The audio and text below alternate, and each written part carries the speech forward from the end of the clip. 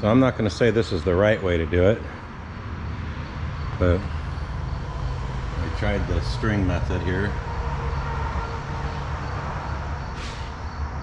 and put a little toe in it.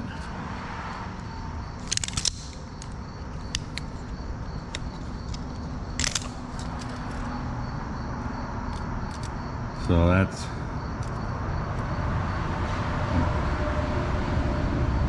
4 7/16, and that's 4 1/2. I might need to adjust it a little bit more. I just did the chamber, so I got this. It's touching here, and it's not touching there. It's just barely there. Okay, and then I ran the string along here, and I had it towed in a little bit, but I just got done messing with this, and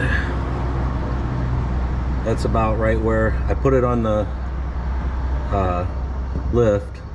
That's about right where it is on the lift, so that should be a perfect 90. And I did this side too.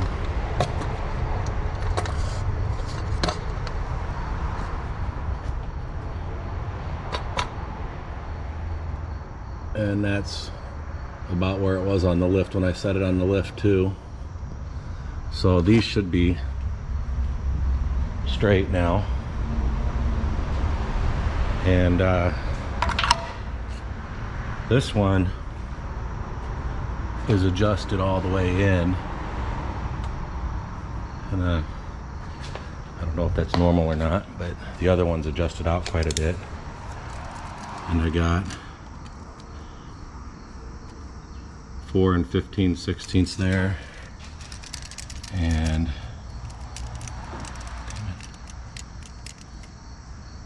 4 1/2 there, and that's the best that I get. I can't get it out anymore, so I'm not sure if that means that since I'm going off the rear tire, that might mean that my rear end needs to twist a little bit, which would make sense. It's a little closer. It's a little closer right here, probably about 1/8 of an inch closer from the tire to here than it is on this side over here. So that would mean that the rear end is kind of twisted with this tire coming forwards a little bit, which would probably make this string go like this a little bit, which well, you'd think it'd be backwards then, because the wheel needs to be able to go this way more. No, the wheel needs to be able to go this way more, and it can't. So that's true then. If I made that tire a little further back, it would change the point of the rear tire and make it so this tire could turn this way a little more, by my logic. All right, so I took this control arm loose, and I put a strap on it on the rear end, and I pulled it back this way. Okay, and now it's uneven again, obviously. It's 1 3/16 over here. I could probably call that 1 1/4 inches.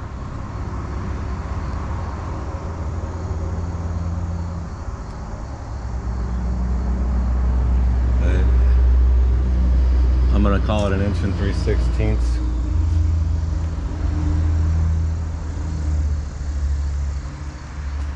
And then this over here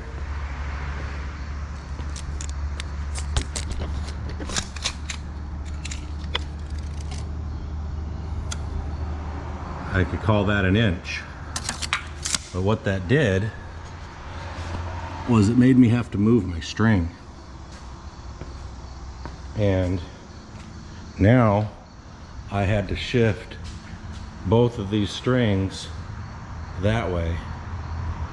And what that'll do is it'll make it so this one has to adjust back. The threads need to go back into the nut that way. And this one, the threads have to come back out. Because this one, like I said, is bottomed out. And so the only thing that concerns me now is, okay, that's gonna make the steering adjustable, and maybe I can get it on, but I wonder how I'm supposed to square that rear end up with the car, because it pulls to the left pretty hard when I'm in the gas, and I'm not sure that that has much to do. Maybe it has something to do with the front end, which is why I was messing with the front end, because the steering wheel was jacked anyway and it needed to be messed with. But now that I've run these strings and I have no idea what I'm doing, but I think I need to try to figure out a way to make sure that the rear end's square with the car. But it also makes sense that I need to be able to have the rear end faced in such a way that I can get the alignment right. So that's where I'm at. So let's pretend for a moment that this car is straight and square, right? Okay, I got this touching the back of that tire. I'm barely, just not even touching this. And I dropped the string down and I'm on the frame support there, and that's 9 1/4. And at the other end of this frame support, it's 10 3/4. So this is almost 1/4 of an inch further back than the other tire, so that's quite a bit of difference. So it needs to come back this way a little bit, because I know I'm at least 1/8 of an inch too far, and then that'll change that measurement over there. So I mean, maybe it's not perfect, but I guess it's a start.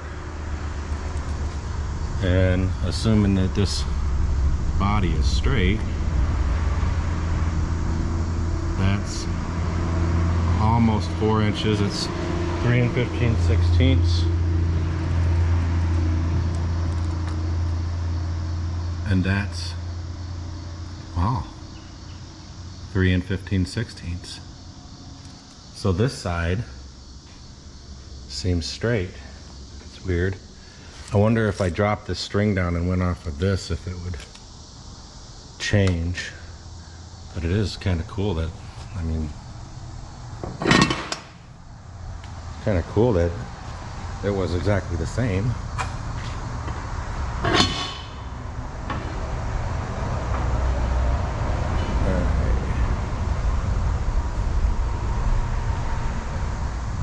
Touching here. Needs to go over a little bit more. Oh, that was a lot more.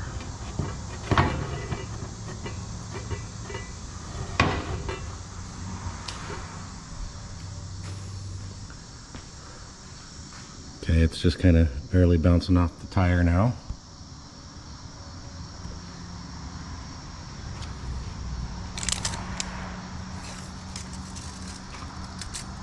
Same spot. 8 1/2.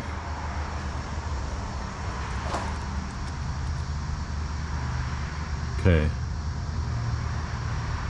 8 7/8. That's pretty close. That's pretty close.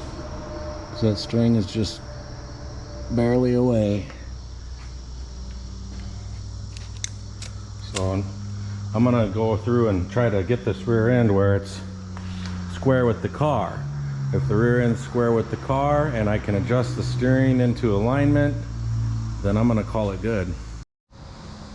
Okay, so I manipulated this around for a little while here, and I measured the string on the frame from here to here. Got 9 1/4, and here I got 8 9/16, so that's an 11/16 difference. The car on this chalk line, the car is pointed like that, right? If the difference in the inches is that the car is shifted that way, right? Well, what's kind of neat is that the car is shifted the other direction on this side. On this side, it's 15/16 difference, because it's 9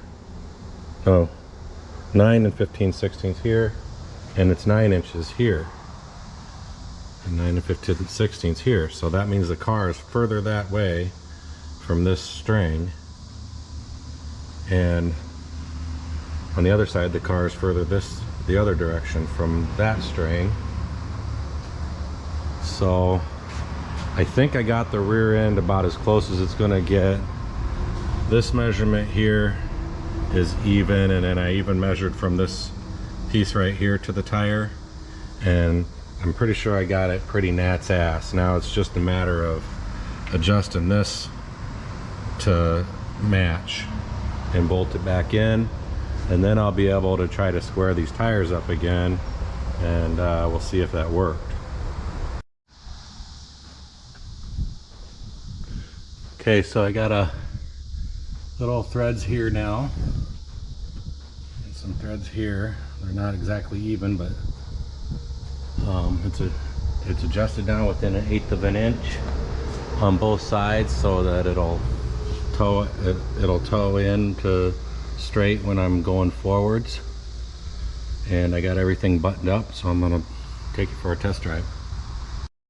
All right, all the strings and all that was fine and good for getting the rear end lined up, but I gave up because every time I didn't have the swivels for under the wheels. I thought about trying to use plastic bags, but by the time I got around to, even considering that, every time I adjusted one side, the steering wheel would move, and adjust the other side, the steering wheel would move, and it was just a pain in the butt. So I figured, well, $85, Olerog can get it in today, or I think that's how you say it, Olerog. Anyway, they're down on Rockingham, and I had them adjust it, and it's pretty easy to figure out where they go if it ever has to be moved. It just goes as far that way as possible. As they said, that's all the adjustment they could get, but it was within specs, so not a big deal. This one they didn't have in the other side there. They moved all the way over here on this bolt. They moved it all the way over here, but they're both all the way down as far as they can go. So that'll be kind of easy to figure out. Yeah, that'll be kind of easy to figure out if I ever have to remove them.